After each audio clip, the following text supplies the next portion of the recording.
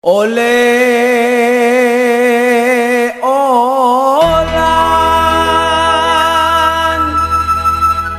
para ona ala jereng.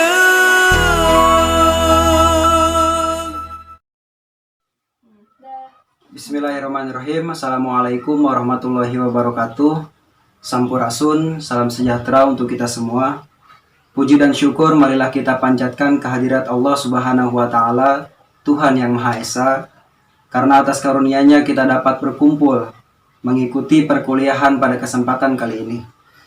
Yang terhormat Bapak dosen pengampu mata kuliah Hukum Adat, Bapak Muhammad Abbas SHMH, dan juga rekan-rekan mahasiswa sekalian.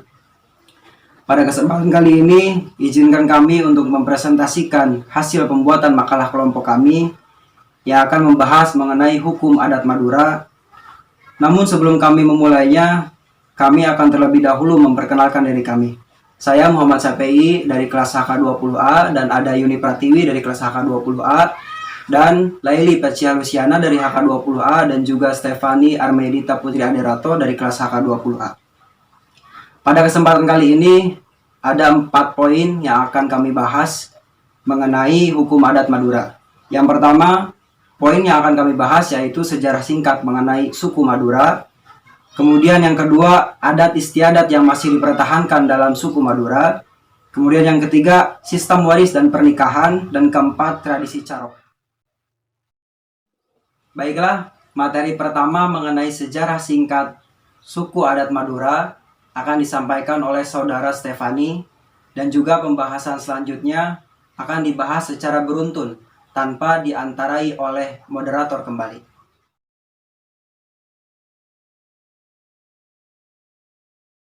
Salam sejahtera bagi kita semua. Perkenalkan, nama saya Stefania dari kelas HK20. Saya akan menjelaskan secara singkat sejarah suku Madura. Madura adalah nama pulau yang terletak di sebelah timur laut Jawa Timur dengan besar kurang lebih 5.168 km persegi dan lebih kecil dari Pulau Bali. Pulau Madura terbentuk seperti badan sapi yang terdiri dari 4 kabupaten, yaitu Bangkalan, Sampang, Pamekasan, dan Sumeneb. Sejarah Madura diawali dari perjalanan Arya Wiraraja sebagai adipati pertama pada abad ke-13 sampai Madura bersatu dengan tanah Jawa. Masyarakat Madura dapat membuktikan bahwa Madura itu unik dan mereka sangat berpegang teguh pada adat istiadatnya yang sampai sekarang masih dipertahankan. Dan yang lebih istimewa lagi, masyarakat Madura sangat berpegang teguh pada harga diri, yang mana hal itu diperkuat dengan falsafah Madura sendiri, yang mana artinya lebih baik mati daripada harus menanggung malu. Pada masyarakat Madura juga masih sangat berpegang teguh pada sifat dan moral yang berlaku,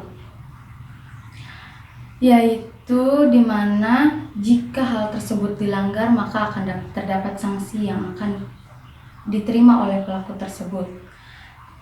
Di antaranya ada 3 hal, yaitu inces atau yang lebih dikenal dengan LGBT, dengan mendapat sanksi yang biasanya diusir atau dikucilkan dari wilayah setempat dan tidak boleh kembali lagi ke tempat tersebut. Yang kedua ada zina atau hubungan terlarang, yang mana mendapat sanksi yaitu dengan pernikahan paksa atau mempertanggungjawabkan atas perbuatannya. Dan yang terakhir ada pencurian, yang mana bila tertangkap pelaku tersebut akan dihukum seperti dibakar hidup-hidup. Sekian penjelasan singkat mengenai sejarah Madura, kurang lebihnya mohon maaf. Terima kasih.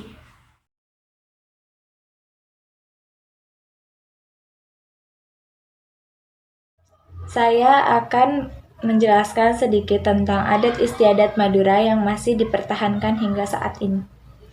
Yang pertama ada kerapan sapi. Kerapan sapi merupakan istilah Madura yang digunakan untuk menamakan perlombaan pacuan sapi. Selanjutnya ada rokatase, yaitu syukuran para nelayan terhadap Tuhan Yang Maha Esa karena telah diberikan tangkapan laut yang melimpah. Selanjutnya ada tanean lanjeng, yaitu pemukiman penduduk atau rumah yang ada di Madura. Yang terakhir ada kesenian tradisional Madura, salah satunya hadroh. Hadroh merupakan kesenian asal Sumeneb, di mana tarian yang diiringi musik sholawat.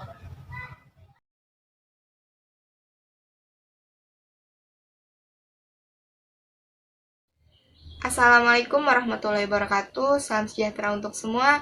Perkenalkan, saya Laili Fatsya Luciana dari HK20A.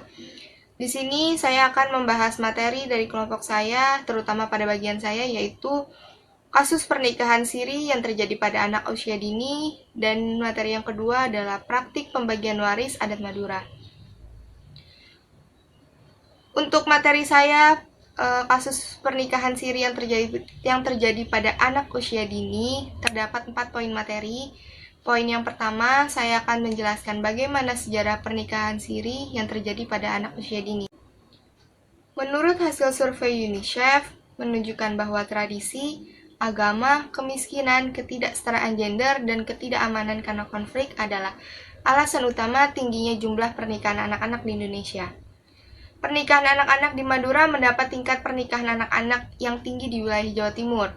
Di Sampang terdapat 17,47% kasus pernikahan anak, di Pamekasan 19,39%, dan Sumeneb 41,72%. Dari 9.000 pernikahan per tahun di Sumeneb, lebih 60% adalah praktik pernikahan anak. Pernikahan anak merupakan tradisi buruk yang dianggap oleh masyarakat Madura sehingga harus diikuti oleh anak-anak perempuan di daerah ini, maka mereka tidak bisa menolaknya. Orang tua akan menanggung aib jika mereka menolak pernikahan yang sudah disediakan oleh orang tuanya. Keadaan ini diperburuk oleh budaya bahwa orang tua akan malu jika anak perempuannya sudah gadis tapi belum mendapatkan jodoh. Selain itu, di Kecamatan Dukok Sumeneb, hampir semua anak yang menikah muda tersebut akan berakhir dengan perceraian. Mereka menikah pertama kali pada usia 7-15 tahun, baik secara bawah tangan atau siri maupun yang sudah tercatat oleh pemerintah. Terungkap bahwa alasan utama orang tua menikahkan anak-anaknya adalah ngalah tumpangan, di mana tradisi mengambil kembali sumbangan dalam bentuk uang atau kebutuhan pokok seperti beras, yang sudah diberikan kepada saudara dan tetangga yang lebih dulu menggelar pesta pernikahan. Poin materi yang kedua yaitu bagaimana alasan anak-anak untuk menerima pernikahan tersebut. Yang pertama, mereka terpaksa menerima pernikahan tersebut karena menuruti kehendak orang tua atau neneknya.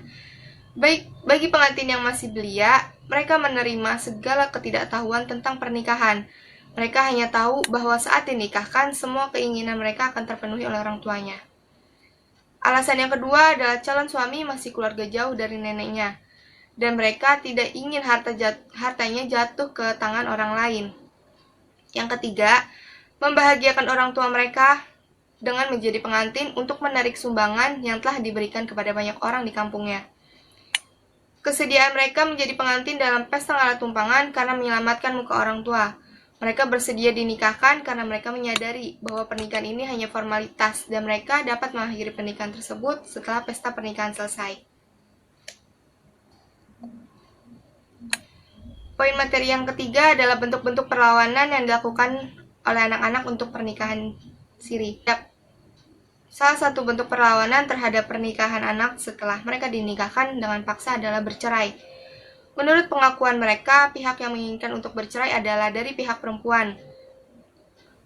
Karena biasanya pihak perempuan menerima pernikahan tersebut atas dasar paksaan dan tidak mencintai pasangannya. Dan perlawanan tersebut diekspresikan dalam beberapa bentuk. Yang pertama, pernikahan tetap dijaga sampai mempunyai anak. Namun, selama mereka menjalani hidup rumah tangga, mereka akan menunjukkan pemberontakan seperti pertengkaran dalam rumah tangga. Yang kedua, dengan cara mencintai laki-laki lain sebagai alasan untuk mengakhiri pernikahan. Yang ketiga, setelah pesta pernikahan selesai, anak-anak perempuan ini dengan sengaja tidak mau melayani hubungan seksual yang diminta oleh suaminya. Karena pihak perempuan sengaja agar suami tidak tahan dan akhirnya menceraikannya. Poin yang keempat adalah dampak penolakan jika anak-anak menolak pernikahan siri. Dampak positifnya adalah anak-anak terbebaskan dari pernikahan yang dipaksakan yang membuat mereka terbelenggu hingga tersiksa oleh kondisi tersebut. Dampak negatifnya adalah mereka menjadi janda pada usia muda yang cenderung dinilai negatif oleh masyarakat. Selain itu, dampak lainnya adalah intimidasi baik dalam bentuk fisik maupun psikis, termasuk dikucilkan dan tidak diakui sebagai anak dari orang tua dan saudara-saudaranya karena perlawanan yang mereka lakukan dianggap mempermalukan keluarga. Berikut adalah 4 poin materi mengenai kasus pernikahan siri yang terjadi pada anak usia dini. Dan sekarang saya akan membahas materi mengenai praktik pembagian waris adat Madura. Dalam pembagian waris ini mereka memegang prinsip keadilan. Dalam pembagian warisnya, mereka bisa melakukan dengan 2 cara. Yang pertama, pembagian dilakukan secara merata antara anak laki-laki dan perempuan. Contohnya, apabila seorang anak laki-laki mendapatkan sepetak tanah, maka sedemikian pula anak perempuan mendapatkan bagian yang sama seperti yang didapatkan oleh laki-laki. Sedangkan cara yang kedua adalah anak perempuan masyarakat Madura mendapatkan bagian tanah ditambah rumah sebagai tempat tinggal dirinya beserta keluarganya apabila kelak sudah berkeluarga. Dari kedua cara pembagian waris yang sudah saya sebutkan, dapat disimpulkan bahwa terdapat perlakuan istimewa terhadap anak perempuan di mana dia mendapat hak istimewa untuk menempati rumah orang tua yang dikenal oleh masyarakat Kabupaten Pamekasan sebagai Roma Patobin. Hak istimewa ini didasarkan kepada pilihan dan keinginan orang tua untuk tinggal bersama salah satu anaknya pada masa tuanya nanti. Anak yang dipilih orang tua akan menempati Roma Patobin bersama orang tuanya, dengan catatan mereka harus merawat kedua orang tua mereka. Dan sekian materi yang dapat saya sampaikan. Kurang lebihnya mohon maaf. Wassalamualaikum warahmatullahi wabarakatuh.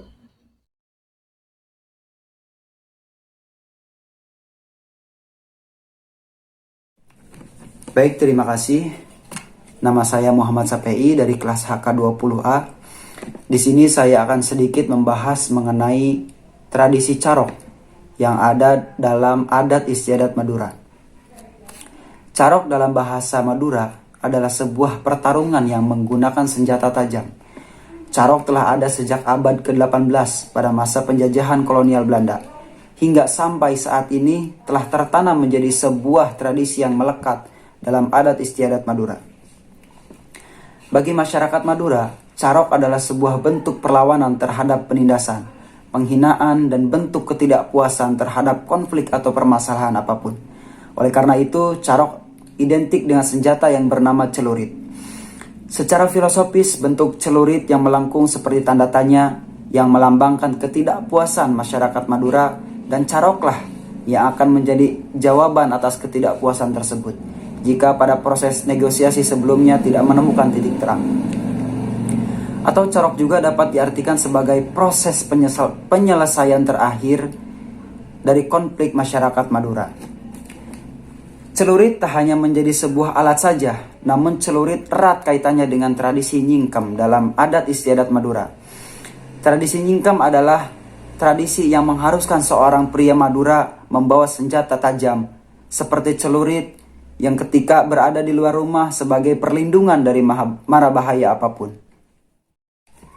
Bagi masyarakat Madura, harga diri itu adalah hal yang paling penting atau paling utama dalam hidup mereka. Bahkan ada peribahasa Madura yang mengatakan, angoan potea tulang atembang potea mata, yang artinya lebih baik mati daripada harus merasakan malu. Atau bagi masyarakat Madura, obatnya malu itu adalah mati. Sebuah argumen yang memang menunjukkan bahwa rasa malu itu memang tidak ada obatnya bagi masyarakat Madura. Harga diri itu memang nomor satu lah, bisa dikatakan seperti itu. Dan berikut adalah beberapa contoh konflik yang sering terjadi dengan berujung carok sebagai jalan penyelesaiannya. Yang pertama adalah konflik harta. Konflik harta, kita bisa ambil contoh, salah satunya adalah sengketa tanah, kemudian pembagian waris, dan selanjutnya mungkin utang piutang. Itu bisa terjadi konflik sosial di adat istiadat Madura. Kemudian konflik yang selanjutnya adalah konflik tahta. Konflik tahta kita bisa ambil contoh perbedaan paham dan perebutan jabatan, mungkin wilayah. Itu kita bisa jadikan contoh konflik sosial lainnya. Kemudian konflik yang selanjutnya adalah konflik mengenai hubungan rumah tangga. Perselingkuhan itu memang konflik atau kasus yang sering terjadi, yang berujung carok sebagai jalan penyelesaiannya. Karena bagi masyarakat Madura, wanita mempunyai kedudukan yang paling tinggi. Jika mengganggu wanita atau merusak rumah tangga, sama halnya dengan melukai harga diri suami atau pasangan sah wanita tersebut. Pembahasan yang selanjutnya adalah proses terjadinya carok. Proses terjadinya carok terbagi menjadi dua. Yang pertama, carok yang menantang secara langsung, atau yang kedua, carok secara diam atau sembunyi. Carok yang menantang langsung adalah carok yang sebelum pertarungan carok terjadi, ada proses menantang dari salah satu kedua belah pihak untuk menentukan waktu dan lokasi pertarungan. Jadi bisa dibilang pertarungan tersebut adil dan juga telah mendapat restu dari keluarga kedua belah pihak tersebut. Kemudian carok yang secara diam-diam atau sembunyi adalah carok yang tidak terikat dengan waktu atau tempat. Carok yang kedua ini dapat dikategorikan sebagai tindak kejahatan dan pelakunya dapat dikenakan pidana dengan kasus pembunuhan. Jadi bisa dikatakan carok itu tidak adil, membunuh di tempat umum atau di mana saja tanpa ada wasit atau tanpa restu dari kedua belah pihak tersebut. Kemudian pembahasan yang selanjutnya yaitu pandangan masyarakat mengenai tradisi carok. Masyarakat luar Pulau Madura selalu memiliki pendapat yang berbeda dengan tradisi carok. Mereka selalu berpikiran bahwa masyarakat Madura sangat keras, kejam dan susah diatur, dan memilih kekerasan sebagai salah satu jalan keluar untuk menyelesaikan permasalahan mereka. Masyarakat memandang hal itu sangat tidak manusiawi, tapi berbeda dengan pandangan masyarakat Madura sendiri. Masyarakat Madura memandang tradisi carok merupakan salah satu budaya leluhur yang harus mereka lestarikan. Pembunuhan yang terjadi di setiap pertarungan adalah sebuah takdir yang harus mereka relakan. Kematian dalam pertarungan adalah sebuah kehormatan daripada hidup dengan menanggung malu di lingkungan sosial. Tradisi carok dalam pandangan hukum nasional merupakan sebuah tindakan pidana yang termasuk hukum pidana. Namun sangat sulit untuk mengkategorikan tradisi carok sebagai suatu tindakan pidana karena masyarakat Madura sendiri menganggap tradisi carok sebagai sebuah kebiasaan yang harus dilestarikan, sehingga menjadi sebuah kebiasaan yang disebut juga dengan hukum adat. Kemudian pembahasan yang selanjutnya yaitu pandangan masyarakat mengenai tradisi carok.